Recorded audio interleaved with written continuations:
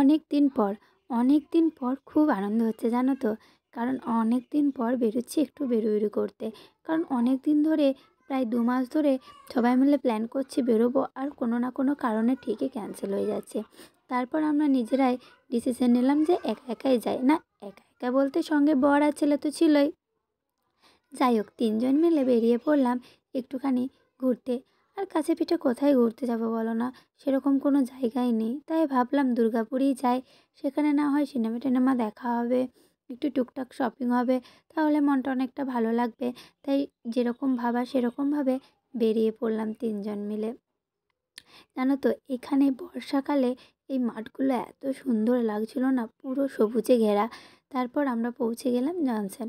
তারপর সেখানে ঢুকে আমার ছেলের তো একটাই বায়না, ও তো সত্যি ঘর থেকে আসার সময়তেই একটাই কথা, ও নাকি গাড়ি চাপবে। কারণ ওখানে যে বড় বড় গাড়িগুলো ঘোরে না, ওগুলো চাপতে আমার ছেলে খুবই ভালোবাসে। আর এই জিনিসগুলো দেখো, সত্যি এগুলো না মনটা ছুঁয়ে গেল, এত সুন্দর, মানে কি বলবো, দারুণ দারুণ লাগছিল এগুলো দেখে।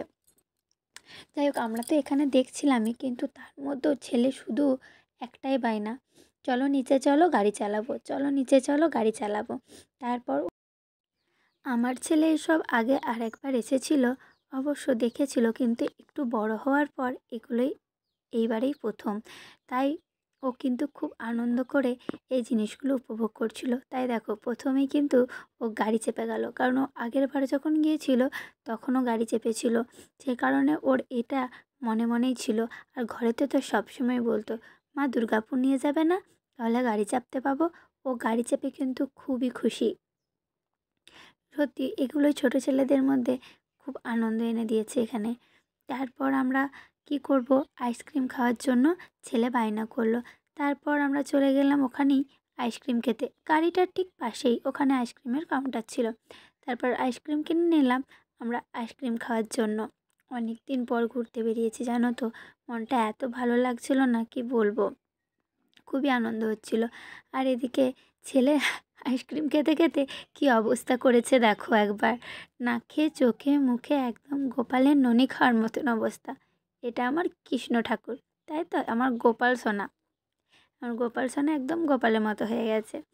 তার তারপর গিয়েছিলাম এই জুয়েলারি এখানে। আমি না ওখানে গিয়ে সবুজ চুড়ি পেয়েছিলাম, সবুজ চুড়িটা পরেই নিলাম। অনেক দিন ধরেই ভাবছিলাম যে সবুজ চুড়ি পরবো পরবো, কিন্তু বাজারে যাওয়া হচ্ছিল না, কিন্তু ওখানে গিয়ে পেয়ে গেলাম, সে কারণে পরে নিলাম, তোমাদেরকেও দেখাবো অবশ্যই। তারপর দেখো, এখানে অনেক দোকান ছিল, এখানে সমস্ত কিছুর মধ্যে একটা জায়গায় সেলও দিচ্ছিলো, সেখানে অনেক কিছুই কেনাকাটাও করে নিলাম। চুড়িগুলো পরে না জানো তো খুব আনন্দ হচ্ছিলো। আর এদিকে থাকতে দেখতে প্রচণ্ড জোর বৃষ্টি নামে দিয়েছিল, আমরা আর ওখান থেকে বেরোতেই পারিনি।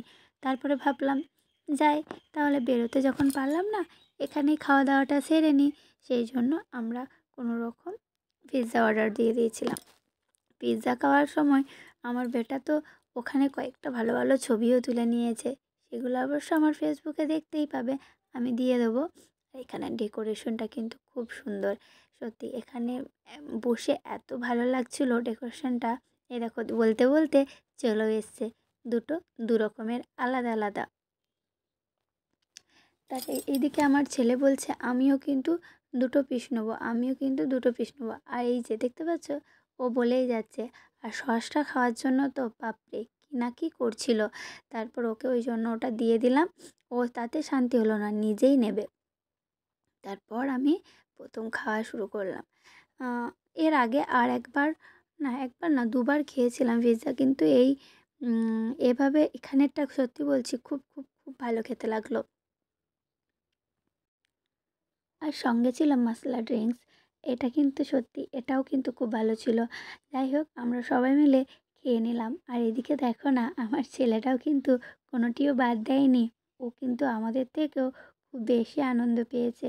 তারপর আমরা এখান থেকে বেরিয়ে পড়লাম বৃষ্টি থামার পর। চলো এখনকার মতো টাটা বাই বাই।